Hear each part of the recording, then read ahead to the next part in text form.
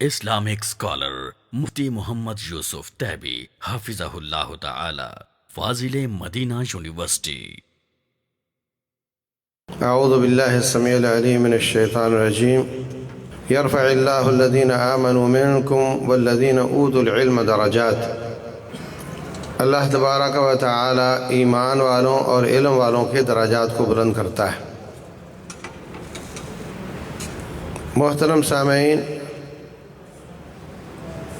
اللہ تبارک و تعالی کا علم ہے اور دنیا والوں کا کوئی علم نہیں ہے۔ علم کی تعریف اور ڈیفینیشن یہ ہوتی ہے کہ جو پرفیکٹ ہو، 100% ہو۔ جو 99.9% بھی ہونا وہ علم نہیں ہوتا۔ جس میں ذرا برابر بھی شک وہ علم نہیں، وہ ظن غالب کہہ لیں یا غالب گمان کہہ لیں۔ علم وہ ہوتا ہے جو 100% ہو، اور 100% علم جو ہے نا وہ وحی کا ہے۔ اللہ تعالیٰ کا علم ہی علم ہے، اور وہ آتا ہے انبیاء کے ذریعے، انبیاء سے پہلے فرشتوں کے ذریعے۔ جو وہ فرما دے وہ یقینی بات ہے۔ جو دنیا والے تجربات سے حاصل کرتے ہیں وہ آج ایک بات کر رہے ہوتے ہیں اور اگلی صدی میں بسا اوقات اس کا رد کر رہے ہوتے ہیں۔ ڈاکٹروں نے کتنے یو ٹرن لیے ہیں، دیسی گھی کے خلاف ہو گئے، بعد میں کہتے ہیں اب کھانا چاہیے۔ پہلے کہتے تھے 8 گھنٹے سونا چاہیے، اب کہتے ہیں تھوڑے پر بھی گزارا ہو سکتا ہے۔ مائیں اپنے بچوں کو دودھ نہ پلائیں، اب کہتے ہیں نہیں پلانا چاہیے۔ تو اللہ کا علم جو ہے وہ یقینی علم ہے، جو دینی مدارس میں پڑھایا جاتا ہے اور علماء اس سے فارغ ہوتے ہیں اور پڑھتے ہیں۔ روٹین میں جب ہندوستان میں انگریز آیا تو ہندوستان کے لوگ بہت زیادہ تعداد میں پڑھے لکھے تھے۔ انگریز نے آ کر کہا کہ یہ تو سب پڑھے لکھے نہیں ہیں، پڑھا لکھا میں اس کو سمجھوں گا جس کو انگریزی آتی ہو۔ جس کو انگریزی نہیں آتی وہ پڑھا لکھا نہیں۔ اور قانون بھی اپنا نافذ کیا، اور وہ تھا بھی انگریزی میں۔ اس کے وکیل بھی انگریزی جاننے والے ہونے چاہیے، اس کے جج بھی انگریزی جاننے والے ہونے چاہیے۔ نتیجہ یہ نکلا کہ جس کی بنیاد پر نوکریاں ملتی ہوں اس کی اہمیت بڑھ جاتی ہے۔ تقریباً 300 سال کے بعد جب وہ گیا تو وہی قانون اور وہی جج اور وہی وکیل اور وہی نوکریاں اور وہی بنیاد آج بھی پاکستان میں وزیر اعظم یا وزیر خارجہ یا وزیر مالیات وغیرہ بناتے وقت یہ بطور خاص دیکھا جاتا ہے کہ اس کی انگریزی کیسی ہے، انگریزی کیسی ہے۔ اور ہر لیول پر کسی یونیورسٹی میں اگر کسی کو فیکلٹی کا ڈین بنانا ہو تو یہ دیکھا جاتا ہے کہ اس کی انگریزی کیسی ہے۔ یعنی وہ سوچ نہیں بدلی۔ آج بھی انگریزی جاننے والا دیندار وہ پڑھا لکھا، اور جو انگریزی نہیں جانتا بھلے وہ جتنا بھی علم جانتا ہو وہ پڑھا لکھا نہیں سمجھا جاتا۔ تو عزیز بھائیوں، ایک حقیقت تو یہ ہے۔ دوسری حقیقت یہ ہے کہ انگریزوں نے بہت محنت کر کے اپنی زبان کو انٹرنیشنل زبان بنوا لیا۔ پوری دنیا میں جہاں دو نیشنل آپس میں ملیں گے ان کی آپس میں جو بات ہوگی وہ انگریزی میں ہوگی۔ تو اس وجہ سے بھی اس کی اہمیت زیادہ ہو گئی۔ تو میں بجا طور پہ سمجھتا ہوں کہ ایک تو وہ سوچ انگریزوں کی ابھی تک باقی ہے، اور دوسری اس کی اہمیت بھی بن چکی ہے۔ تو کوئی حرج نہیں کہ دین کا داعی اس کو سیکھ لے اور اس کے ذریعے وہ اللہ کے دین کو سرحدوں کے پار تک بھی پہنچانے کے قابل ہو جائے۔ دیکھیں، ایک ہے کہ ہم اپنی زندگی کا مقصد نوکری کو بنا لیں، دوسرا یہ ہے کہ مقصد نوکری نہیں، نوکری رب کی ہی کرنی ہے، لیکن یہ جو طالب علم کا جسم ہے یہ جتنا ترقی یافتہ ہوگا، جتنا اعلیٰ ہوگا، جتنا زیادہ سے زیادہ مقبول عام ہوگا، اتنا دین کا زیادہ فائدہ ہوگا. کیونکہ اب جو طالب علم ہے، جو عالم دین ہے، وہ اپنی جان کا مالک نہیں، اب وہ اثاثہ ہے امت کا. جتنیاں اس میں خوبیاں ہوں گی اتنی زیادہ دعوت دور دور تک جائے گی. اگر آپ کو اردو نہیں آتی تو آپ کی دعوت اپنی پنجاب میں رہے گی، باہر نہیں جا سکتی. اگر آپ کو اردو آتی ہے تو آپ کی دعوت پورے ملک میں جا سکتی ہے. اگر آپ کو چائنی آتی ہے تو آپ کی دعوت تقریباً 1.5 ارب آبادی تک جا سکتی ہے. اگر آپ کو انگریزی آتی ہے تو آپ کے ساری سرحدیں ختم ہو جاتی ہیں، آپ ہر جگہ جا کر اپنے دین کو پہنچا سکتے ہیں، اور سینہ چوڑا کر کے بڑے اعتماد کے ساتھ ہر میٹنگ میں بیٹھ سکتے ہیں. آپ کا اعتماد اتنا زیادہ بڑھ جاتا ہے اپنے اوپر کہ آپ سمجھتے ہیں میں ہر کام کر سکتا ہوں. اور یہ زبانیں ہم نہیں سیکھتے تو آپ شرمائیں گے، بھئی وہاں لوگ انگریزی بول رہے ہوں گے، میں نے وہاں جا کر کیا کرنا ہے. پاکستان میں کتنے ایسے لوگ ہیں، لاکھوں کی تعداد میں ہیں، جن کو اردو میں لگا ہوا سائن بورڈ پڑھنا نہیں آتا. بولتے وہ اردو ہیں، باتیں اردو میں کرتے ہیں، لیکن لکھا ہوا پڑھنا نہیں آتا اور نہ لکھنا آتا ہے اردو میں، باقی ساری ان کی انگلش ہی ہے. تو میرے عزیز بھائیوں، ہمیں اپنے آپ کو آنے والے چیلنجز کے لیے تیار کرنا چاہیے. میرے پاس کئی دفعہ باہر سے لوگ آ جاتے ہیں. ایک آیا جی چائنا میں ایک مسجد ہے، وہ اس میں خطیب چاہیے، بندہ دو. میں نے کہا میرے پاس تو نہیں ہے، وہاں انگلش میں خطبہ ہوگا، میرے پاس تو ایسا کوئی خطیب نہیں ہے. تو پھر انہوں نے کہتا میں انڈیا سے لے لیتا ہوں. وہ کس طرح کا ہوگا، اس کا کیا عقیدہ ہوگا، وہ وہاں جا کر دعوت کو عام کرے گا. لیکن میں اس چیلنج کے لیے اپنے آپ کو تیار نہیں کر سکا. میرے کسی مدرسے نے بھی ایسا کوئی طالب علم تیار نہیں کیا. اور اس وقت جو پاکستان میں سی پیک بن رہا ہے، سی پیک بن رہا ہے، سی پیک کا معلوم نہیں، کئی طالب علموں کو تو پتہ نہیں ہوگا یہ ہوتا کیا ہے. کھانے کی چیز ہے، سونگنے کی چیز ہے، پکڑنے کی چیز ہے، کھیلنے کی چیز ہے، کیا ہے یہ؟ چائنا سے لے کر گوادر تک روڈ بن رہے ہیں. وہ صرف روڈ نہیں ہیں، ان پر بہت بڑی چائنا کی انڈسٹری منتقل ہو جائے گی ان روڈوں کے دونوں طرف. اور لاکھوں کی تعداد میں غیر ملکی پاکستان میں آئیں گے، رشین بھی آئیں گے، یہ اگلے وسط ایشیا کے ممالک کے لوگ بھی آئیں گے.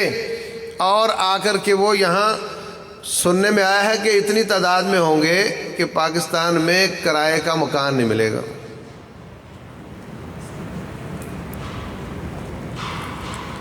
اور یہ صرف معیشت کے حساب سے نہیں ہوگا. جب پورے روس سے لے کر پاکستان تک کے سارے ممالک کا پیسہ یہاں لگا ہوا ہوگا تو پھر اگر پاکستان کی طرف کوئی خطرہ ہوا تو یہ سارے ملک آپ کا ساتھ دیں گے کہ یہاں تو ہماری انویسٹمنٹ لگی ہوئی ہے. تو یہ اس حساب سے ایک دفاعی معاہدہ بھی ہوگا، صرف معیشت کا نہیں ہوگا بلکہ دفاع کا بھی ہوگا. تو یہ 2 پلس پوائنٹ ہیں. آپ اس وقت معیشت کے حساب سے ڈیفالٹ کے قریب ہیں، اور آپ اس وقت معیشت کے حساب سے غلام ہیں IMF کے. آپ اپنے فیصلے نہیں کر سکتے، اور وہ بننے کے بعد آپ کے پاس پیسے کی ریل پیل ہوگی اور آپ اپنے فیصلے خود کر سکو گے، اور آپ کا ملک معیشت کے حساب سے آزاد ہو جائے گا، اور دفاع کے حساب سے پوری آدھی دنیا آپ کے ساتھ کھڑی ہوگی. یہ 2 پلس پوائنٹ ہیں. اور جہاں پھول ہوتے ہیں وہاں کانٹے بھی ہوتے ہیں. کانٹے اس کے یہ ہیں کہ اتنی تعداد میں مرد اور عورتیں، لڑکیاں اور لڑکے جب حملہ آور ہوں گے تو ہمارے اخلاقیات کا کیا بنے گا؟ ہمارے عقائد کا کیا بنے گا؟ اور رسول اللہ صلی اللہ علیہ وسلم فرماتے ہیں ہر امت کا ایک فتنہ ہے، اور میری امت کا فتنہ مال ہے، مال آ رہا ہے۔ اور رسول اللہ صلی اللہ علیہ وسلم فرماتے ہیں میں نے اپنی امت کے لیے اس سے زیادہ خطرناک فتنہ کوئی نہیں چھوڑا جتنا خطرناک فتنہ لڑکی کا ہے۔ تو لڑکی بھی آ رہی ہے، پھر ہمارا کیا بنے گا؟ ہمارے معاشرے کا کیا بنے گا؟ جو صرف دنیاوی نظر سے دیکھتے ہیں وہ تو کہہ رہے ہیں کہ سب ٹھیک ہے، عورتیں آئیں گی تو کیا ہوگا، پیسہ آئے گا تو کیا ہوگا، سب اچھا ہے۔ لیکن یہ تو طالب علم اور علماء دین کو سوچنا ہے کہ کیا بنے گا ہمارا۔ لیکن افسوس یہ ہے کہ اس کے لیے تیاری تو بعد کی بات ہے، ابھی تک تو سوچ پیدا نہیں کر سکے ہوں کہ یہ سوچ فکر اس بات کی۔ اور یاد رکھیں جتنے چیلنجز ہوتے ہیں ان سے گھبرانے کی بجائے ان کو چانس میں چینج کیا جا سکتا ہے۔ ایک آدمی آپ پر حملہ آور ہو رہا ہے، یہ آپ کے لیے خطرہ ہے، آپ اس حملے کو اپنے لیے ایک موقع قرار دے دیتے ہو کہ بہت اچھی بات ہے، 7 سمندر پار سے میرے پاس آ رہا ہے۔ 61 ملکوں نے حملہ کیا افغانستان پر، دنیا لیٹ گئی سامنے، مجاہد کھڑا ہو گیا، اس نے کہا یہ تو چلتی ہے تجھے اونچا اڑانے کے لیے، اتنے ملک ہم تو ان کے پاس جا نہیں سکتے تھے، یہ خود آ رہے ہیں، تو یہ تو بہت بڑا موقع ہے ہمارے لیے، ان کی ٹھکائی کرو۔ اور انہوں نے اللہ کے فضل سے ٹھکائی کی، اور ایک وقت تھا کہ وہ بھاگنے میں ایک دوسرے کا مقابلہ کر رہے تھے۔ تو چیلنج کو چانس بنانا یہ ہمارے سامنے مسئلہ ہے۔ اگر ہمارے مدارس، ہمارے طلبہ، ہمارے علماء اس مسئلے کو مسئلہ سمجھیں اور اس چیلنج کو چانس بنانے کی کوشش کریں تو بن سکتا ہے ہم تمام طالب علموں کو ان کی زبانیں بھی سکھائیں اور ان کا مورال اپ کریں، ان کا ویژن براڈ کریں، ان کا سینہ اللہ تعالیٰ کھول دے۔ یہ سکول ماسٹر اور کالج کے ٹیچر کی سوچ سے باہر نکل کر بڑی سوچ رکھیں، دین کے سپاہی بننا چاہیں، اور ساتھ ساتھ اپنے آپ کو تیار کریں ان زبانوں کو سیکھ کر بھی، اور اپنے علم میں گہرائی پیدا کر کے بھی، اور ان فتنوں سے بچنے کے لیے اپنے آپ میں تقویٰ پیدا کرنے میں بھی، تو انشاءاللہ یہ چیلنج چانس بن سکتا ہے۔ جس چھری نے کاٹنا ہوتا ہے اس کو وہ بار بار تیز کرتے ہیں اور اس کو بار بار صاف بھی کرتے ہیں۔ جس چھری نے، جس طالب علم نے کفر اور شرکیات اور بدعات کو کاٹنا ہے، ان کی صفائی اور ان کو تیز کرنے کے لیے یہ پروگرام بلایا گیا ہے، اور یہ پروگرام ایک ہے، اس کو بار بار کرنے کی ضرورت پڑے گی، کیونکہ چھری بار بار کند ہو جاتی ہے، اس کو بار بار تیز کرنا پڑتا ہے۔ تو عزیز بھائیوں، جب میں یہ بات کرتا ہوں کہ اپنی سوچ کو صرف نوکری تک نہ رکھو، میں فارغ ہوں گا تو کیا کروں گا، شاید کو مسجد مل جائے، مسجد کی نوکری سعادت مندی ہے، یہ کوئی چھوٹی سی بات نہیں ہے، بہت بڑی سعادت ہے۔ اچھا تو پھر میں سکول ماسٹر بن جاؤں گا، کوئی برائی نہیں اس میں کہ آپ سکول ماسٹر بن گئے، آپ کالج میں چلے گئے، یہ برائی نہیں ہے۔ برائی یہ ہے کہ آپ نے اپنا الٹیمیٹ ویژن اس کو بنا لیا، مقصد حیات اس کو سمجھ لیا، اور یہ ملنے کے بعد آپ نے سمجھ لیا کہ میں کامیاب ہو گیا، میرا کام پورا ہو گیا، جاتا ہوں اور بہت زیادہ چھٹیاں ہوتی ہیں کالج سکول میں اور مزے سے رہتا ہوں، پیسہ لگا ہوا ہے، اب مجھے کچھ اور کرنے کی ضرورت نہیں ہے۔ یہ غلط ہے۔ اگر آپ اپنے آپ کو رب ذوالجلال کا نوکر سمجھیں تو پھر یہ نوکریاں چھوٹی رہ جاتی ہیں، پھر آپ کا کام بہت بڑا ہوتا ہے، پھر آپ اپنی چھٹیوں کو بہت بڑا چانس سمجھتے ہیں کہ ادھر سے چھٹی مل گئی، اب میں دل بھر کے اللہ تعالیٰ کے دین کی دعوت کا کام کروں گا۔ حافظ عبداللہ بہاولپور والے رحمہ اللہ، مکی صاحب کے والد، محمد علی جناح صاحب نے ان کو 2-4 لوگوں کے ساتھ ہندوستان، وہاں ابھی پاکستان نہیں بنا تھا تو وہاں پہ بھیجا تھا کہ جاؤ جا کر کے محنت کرو، لوگوں کا ذہن تیار کرو کہ پاکستان بنانا ہے، اور پھر علی گڑھ یونیورسٹی سے فارغ تھے، آ کر کے کالج میں پڑھانا شروع کر دیا۔ ہمارے ہاں تو جو کالج میں پڑھاتا ہے وہ پروفیسر کہلواتا ہے، حالانکہ وہ لیکچرار ہوتا ہے۔ وہ واقعتاً پروفیسر تھے، نہایت سادہ، شاید زندگی میں کبھی کپڑا استری نہیں کیا،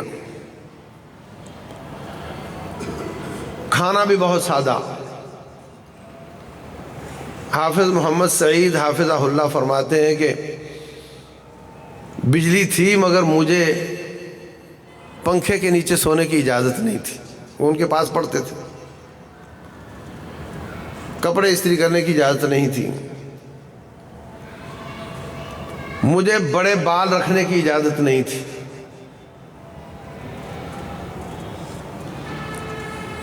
بہت کام کیا، عقیدے کا کام کیا۔ جب وہ گئے بہاولپور تو ایک مسجد نہیں تھی آپ لوگوں کی، ایک، اب شاید 50 سے زیادہ ہیں۔ پہلی مسجد بنائی،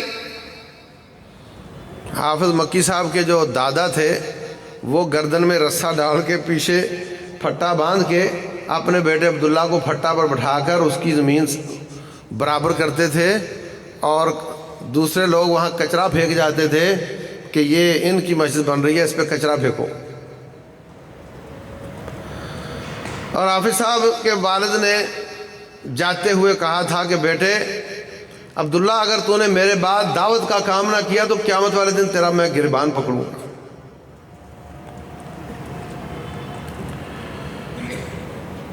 اتنا کام کیا کہ پورے علاقے کے بدعتی لوگ ان کے خلاف ہو گئے۔ وزارت تعلیم میں رابطہ کر کے ان کی ٹرانسفر کروا دی کہیں دور دراز کہ وہاں چلا جائے ہماری جان چھوٹے، وہاں گئے ہی نہیں۔ یہاں سے فرق سمجھ آتا ہے کہ رب کا نوکر کون ہے اور کالج کا نوکر کون ہے۔ گئے ہی نہیں۔ 3 سال گزر گئے، 3 سال کے بعد دوبارہ تبادلہ وہیں ہوا اور انہوں نے 3 سال کی تنخواہیں بھی دے دی۔ 3 سال کیسے گزارے؟ بھینسیں رکھی ہوئی ہیں، ان کی خدمت کرتے ہیں، دودھ آتا ہے بیچ کر جیسے کیسے ہے گزارا کرتے، نہ ہاتھ پھیلایا کسی کے سامنے، نہ منتیں کی۔ یہاں سے پتہ چلتا ہے کہ تیرا مقصد حیات نوکری تھا کالج کی، یا تیرا مقصد حیات اللہ تعالیٰ کی نوکری تھا۔ اگر سوچ رب ذوالجلال کی نوکری ہو تو اس کے ساتھ یہ چھوٹے موٹے سکول کالج میں مل جائے، مسجد مل جائے تو یہ معاونت ہو جاتی ہے، بندہ زیادہ آزادی سے دعوت اللہ کا کام کر سکتا ہے۔ اور اگر مقصد حیات ہی یہ چھوٹی چھوٹی نوکریاں ہوں تو پھر وہ جب وہاں سے فرصت ہوتی ہے تو بیکار گھر بیٹھا رہتا ہے، کیونکہ وہ سمجھتا ہے پیسے آ رہے ہیں، مجھے کچھ کام کرنے کی ضرورت نہیں ہے۔ فرق سمجھ آ گیا؟ مقصد حیات بڑا رکھو، اللہ ہم سب کا سینہ کھولے، سینے کا کھل جانا کائنات کی سب سے بڑی نعمت ہے ایمان کے بعد۔ اللہ تبارک و تعالیٰ احسان جتلاتے ہوئے فرماتے ہیں الم نشرح لک صدرک، میں نے تیرا سینہ نہیں کھول دیا۔ محترم سامعین، مدارس کے تمام طلباء کو جمع کریں تو وہ ہمارے 22 کروڑ کا کتنے % بنتا ہے؟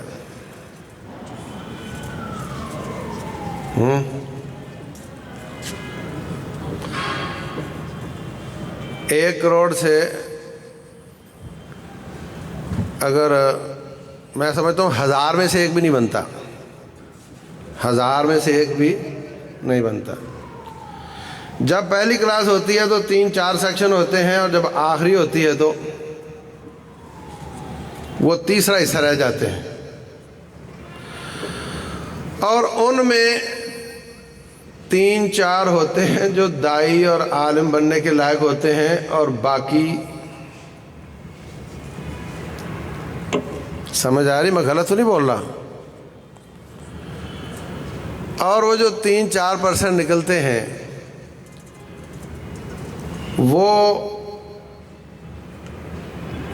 اگر تو ان کو کوئی اچھی جگہ مل جائے، کوئی ان کو لے کر چلنے والے مل جائیں تو وہ کارآمد ہو جاتے ہیں، اور اگر کسی کنارے لگ جائیں تو پھر کنارے لگ جاتے ہیں۔ میں مدینہ سے فارغ تحصیل لوگوں کو جانتا ہوں جو دعوت میں نہیں ہیں، نہ خطبہ، نہ درس، نہ جمعہ، نہ اپنی جماعت، بے جماعت نماز پڑھتے ہیں، اگر پڑھیں تو مدینہ سے فارغ ہو کر آئیں۔ میں ایک علاقے میں گیا تو وہاں مجھے ایک ہمارے زمانے کا مدینے کا طالب علم ملا، تو میں نے کہا یہ جناب بڑی دیر بعد ملاقات ہوئی، کیا ہو رہا ہے؟ تو چپ، پھر پوچھا، پھر چپ۔ جب میں نے سختی سے پوچھا تو کہنے لگا کہ باہر میری گول گپے کی ریڑھی کھڑی ہے، میں یہ کام کرتا ہوں۔ پاکستان میں 8 سال پڑھا اور مدینہ میں 7 سال پڑھا۔ یعنی چیلنجز اتنے بڑے بڑے ہیں، پروڈکشن اتنی کمزور ہے، اور وہ پروڈکشن جو کمزور ہے ان میں سے پھر بیکار ہو کر لوگ ادھر ادھر ہو جاتے ہیں، شیطان ان کو ڈی ٹریک کر دیتا ہے، اور پھر چند ایک نکلتے ہیں جو اللہ کے دین کا وہ بیڑا اٹھاتے ہیں اور دعوت کا کام کرتے ہیں۔ بتاؤ کیا بنے گا اس امت کا؟ عوام نے تو سب پر انویسٹمنٹ کی تھی کہ یہ جو 3 سیکشن ہیں ان پر ہم پیسے لگا رہے ہیں کہ ہمارا صدقہ جاریہ بنے گا، ہمارے مرنے کے بعد یہ دعوت کا کام کرے گا، اور ہمیں مرنے کے بعد قسطیں ملیں گی نیکیوں کی۔ مگر وہ تو بیکار ہو گیا، ان لوگوں کے پیسے ڈوب گئے، قیامت والے دن جواب دینا پڑے گا ان کو۔ تو اس لیے اگر ہزاروں میں سے ایک طالب علم ہمارے پاس آتا ہے تو کم از کم اس کو اپنی ذمہ داری سمجھنا چاہیے کہ میں پوری طرح محنت کر کے اپنے آپ کو تیار کروں، صرف نحو کو سیکھوں، کتاب و سنت کو سیکھوں، تفسیر کو سیکھوں، دعوت کے انداز کو سیکھوں، اور موجودہ زمانے کے چیلنجز کا مقابلہ کرنے کے لیے جو جو اس میں تبدیلیاں کرنے کی ضرورت ہے وہ تبدیلیاں کروں، تاکہ میں اکیلا نہ رہ جاؤں۔ اور مدارس میں ایک بہت بڑی مصیبت ہے کہ خبردار تو پڑھ رہا ہے نا، تیرا کسی اچھے عقیدے والی جماعت سے بھی تعلق نہیں ہونا چاہیے، تو پڑھ رہا ہے نا۔ میں بڑائی نہیں اپنی بیان کرتا، جب ہم پڑھتے تھے تب بھی دعوت کا کام کرتے تھے۔ جب ہم مدینہ گئے لوگ کہتے ہیں بھائی جی پڑھائی کے وقت پڑھائی، اب دعوت کا کوئی کام نہیں۔ ہم اس وقت بھی دعوت کا کام کرتے تھے، اور وہاں باقاعدہ ہم نے درخواست دی اپنے ادارے کو، مدینہ یونیورسٹی والوں کو، کہ ہم دعوت کا کام کرنا چاہتے ہیں، وہاں پہ اجازت کے بغیر کوئی نہیں کر سکتا۔ انہوں نے ہمیں اجازت نامہ بھی بنا کر دیا، گاڑی بھی دی، پیٹرول بھی دیا، ڈرائیور بھی دیا، کہا ان کو لے جاؤ اور جاؤ جا کر کام کرو۔ اور جمعے کی چھٹی ہوتی تھی، بدھ والے دن ہم ظہر کے بعد نکلتے، 300 کلومیٹر، 400 کلومیٹر، 250 کلومیٹر دور، اور دور دراز صحراؤں میں وہاں جا کر مزدور کام کر رہے ہوتے اردو والے، ان کو ہم دعوت دیتے۔ تو جب آپ جوان ہو گئے ہیں تو مکلف ہو گئے ہیں، اب اگر کوئی فوت ہو جاتا ہے تو کیا رب کو یہ کہہ سکے گا کہ اعلیٰ میں تو ابھی پڑھ رہا تھا اس لیے میں نے کوئی کام نہیں کیا؟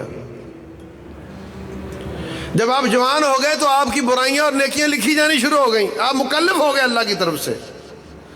یہ تو ظالموں نے ٹرک کی بتی کے پیچھے لگایا ہوا ہے، ابھی میں اسٹوڈنٹ ہوں جی، میں کچھ نہیں کروں گا، نہ ابے کی مانوں گا نہ اللہ کی مانوں گا، اس لیے کہ میں تو اسٹوڈنٹ ہوں۔ کتنے لوگ دوران تعلیم مر جاتے ہیں، رب کو اپنا اسٹوڈنٹ کارڈ دکھائیں گے کہ اعلیٰ دیکھ لو میں تو اسٹوڈنٹ تھا، میں نے اس لیے کچھ نہیں کیا۔ اللہ کے نزدیک تو جب وہ بالغ ہو گیا تو مکلف ہو گیا۔ اس لیے عزیز بھائیوں، ابھی سے اپنے محلے کی مسجد میں آپ کو کوئی بلائے نہ بلائے، اٹھ کر کھڑے ہو جا کرو نماز کے بعد۔ میں آپ کو ایک آیت سنانا چاہتا ہوں بھائیوں، مہربانی سن لو۔ کسی نماز کے بعد کھڑے ہو جا کرو، میں آپ کو ایک حدیث سنانا چاہتا ہوں۔ دال بیچنے والا بھی تھوڑی تھوڑی دیتا ہے تو تبھی پھر لوگ خریدتے ہیں اس سے، سمجھے نہیں؟ تھوڑی تھوڑی مفت میں دیتا ہے تو پھر لوگ خریدنے میں لگ جاتے ہیں۔ اگر آپ اس انتظار میں رہو کہ 8-10 القاب لگا کے میرا اعلان ہوگا اور پھر میں درس دوں گا تو پھر وہ لمبی بات ہے۔ ابھی سے دعوت اللہ میں اپنا کردار پیش کرنا شروع کرو، اور اللہ تعالیٰ کے فضل سے ہم تو جماعت کی برکات کو دیکھتے ہیں کہ روٹین میں سستیاں آ جاتی ہیں، شیطان سست کر دیتا ہے۔ جماعت میں انسان سست نہیں ہوتا، اس لیے کہ اس کو کھینچنے والے بہت ہوتے ہیں۔ ہر وقت یاد درس دے دو، فلاں جگہ سب کو جواب دینا پڑتا ہے۔ کوئی درس پہ پہنچ جاتے ہیں جہاں ممکن ہوتا ہے پڑھانا بھی ہوتا ہے، باقی جواب بھی دینا پڑتا ہے۔ مقصد یہ کہ طلب کرنے والے بہت زیادہ ہوتے ہیں، اس لیے کہ جماعت میں ہے۔ جب انسان اکیلا ہوتا ہے تو اکیلا تو پھر اکیلا ہی ہوتا ہے۔ کفر بہت ہے، شرک بہت ہے، بدعات بہت ہیں۔ ان کی صفائی تنکے سے کرنی ہے یا جھاڑو سے؟ بولو ہاں۔ جو اکیلا ہے وہ تنکا ہے، اور جو جماعت کے ساتھ چلتا ہے وہ جھاڑو بن جاتا ہے، اور اس کے ساتھ پھر خوب صفائیاں ہوتی ہیں اللہ کے فضل سے۔ اس لیے اپنے خدارہ اپنے آپ کو بچاؤ شیطان کے ان جالوں سے کہ آپ پوری محنت، اول تو کوئی محنت کرتے بہت کم ہے، محنت بھی کر لی، اپنے آپ کو تیار بھی کر لیا، فارغ تحصیل بھی ہو گیا، پھر شیطان ایسا جال پھینکتا ہے کہ وہ اکیلا ہو جاتا ہے اور وہ پورے طریقے سے اپنا کردار پیش نہیں کر سکتا۔ یہ تنظیمی تعصبات کو ختم کرو، بہت بڑا فتنوں کا سیلاب آ رہا ہے، اس کے لیے تیاری کرو۔ یہ تنظیمی، یہ چھوٹی باتیں ہیں، اندرونی باتیں ہیں۔ میں کہتا ہوں اس وقت باہمی تنظیموں کے تعصبات تو چھوڑو، ہمیں تو باقی جو فرقے ہیں ان کے ساتھ بھی تعصبات ختم کر کے کندھے سے کندھا ملا کر محنت کریں گے۔ ہمارے پورے ملک کے تمام مدارس کے جتنے بچے ایک سال میں فارغ ہوتے ہیں وہ صرف ایک اکوڑا کھٹک کے مدارس کے آدھے بھی نہیں ہوتے۔ نہیں سمجھے؟ لگا لو حساب۔ پورے ملک کے آپ کے جتنے طالب علم فارغ ہوتے ہیں ایک سال میں، وہ صرف ایک مدرسے کے طالب علموں فارغ ہونے والوں کا آدھا حصہ بھی نہیں ہوتے ہیں۔ حافظ محمد سعید حافظہ اللہ کہتے ہیں، سمیع الحق رحمۃ اللہ علیہ مجھے لے گئے اپنے مدرسے میں اور مجھے بخاری کی کلاس میں کہا ان کو آپ درس دو۔ بخاری کی کلاس کتنی تھی؟ 1500 طالب علم ایک سال میں فارغ ہو رہے تھے۔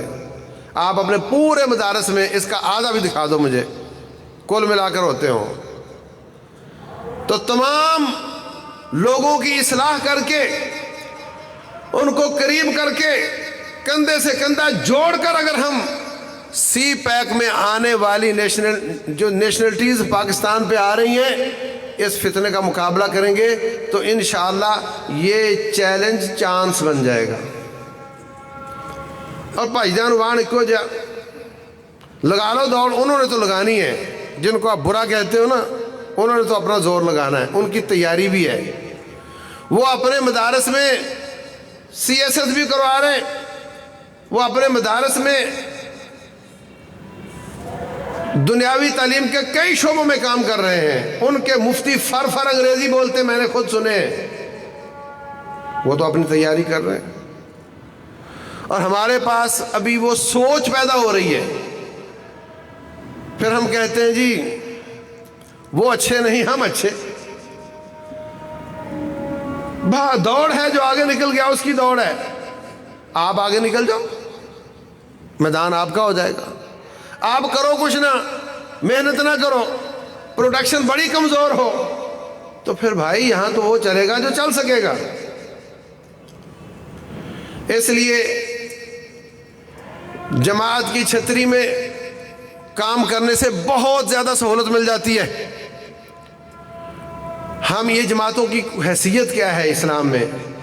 تعاونوا علی البر والتقوی، یہ وہ والی جماعتیں نہیں ہیں کہ بھئی فلاں جماعت سے کوئی نکل گیا تو من شذ فی النار، وہ آگ میں گیا، ایسا کچھ نہیں ہے، بلکہ یہ ساری جماعتیں نیکی اور تقوی میں تعاون کے لیے ہیں، دعوت اللہ میں باہمی تعاون کے لیے ہیں، ان کی بنیاد پر تعصب نہیں ہونا چاہیے، جو بھی نیکی کا کام کر رہا ہے اس کے ساتھ کندھا لگانا چاہیے، تعاون کرنا چاہیے، اور اپنے آپ کو ٹھیک طریقے سے ایسا تیار کریں، اپنے اوپر اتنی محنت کریں کہ جن کے پیسے کے ساتھ یہ ادارے چل رہے ہیں ان کی انویسٹمنٹ بھی برابر ہو جائے، اور جو چیلنجز ہمارے سامنے آ رہے ہیں ان کا مقابلہ کرنے کے لیے تیاری بھی ہو جائے، اور اللہ کرے وہ فتنے ہمارے لیے رحمت بن جائیں، اور اللہ تبارک و تعالی آنے والوں کو ہدایت نصیب فرما دے، اور ہماری دعوت کا دائرہ تمام سرحدوں کے پار تک چلا جائے۔ اللہ تبارک و تعالی عمل کی توفیق۔